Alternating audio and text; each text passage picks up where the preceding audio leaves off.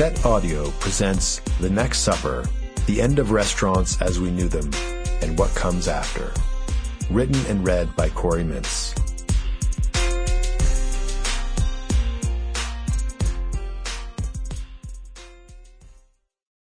Introduction. You have joined the call, but you are the only one here, says the machine. I can't tell if it's a simulated voice meant to sound human or a human voice modulated to sound robotic. It's Monday, March 16th, 2020, the day the restaurants died. Like most people, I've spent the weekend watching the world come to a sudden halt.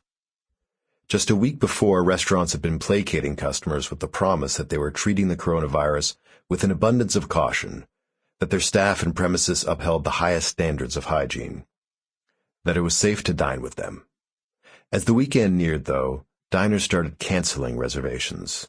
In normal times, restaurateurs don't like to advertise empty dining rooms, but something unprecedented was happening. Early on Wednesday, the 11th, Ashwin Deshmukh announced his New York restaurant had just hit $100,000 in canceled event business, the number climbing to $385,000 by the afternoon. By Friday the 13th, industry leader Danny Meyer closed all 19 of his restaurants, followed quickly on Sunday the 15th by the entire nations of France and Spain. I'm supposed to be speaking with Janet Zuccarini, who owns a half-dozen restaurants in Los Angeles and Toronto, not about impending doom, but regarding legal and cultural distinctions between the two countries in which he operates. Zuccarini's company, Gusto 54, has a great reputation for how they treat, train, compensate, and retain staff, something in my quest to find restaurants to support I care about very much.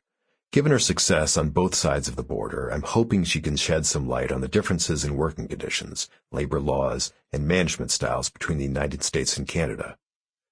You have joined the call, or you are the only one here, I'm reminded. There are at least 5 Twilight Zone episodes in which the protagonists inexplicably find themselves in a landscape devoid of people. Time Enough at Last, King 9 Will Not Return, 2, Stopover in a Quiet Town, Where Is Everybody? There may be more. In my near-silent basement office, sitting next to my ironing board-sized desk, wedged between a treadmill, racks of my wife's clothing, my comic books, and piles of baby clothes we're waiting for our 5-month-old to grow into, I feel like I'm in one of them.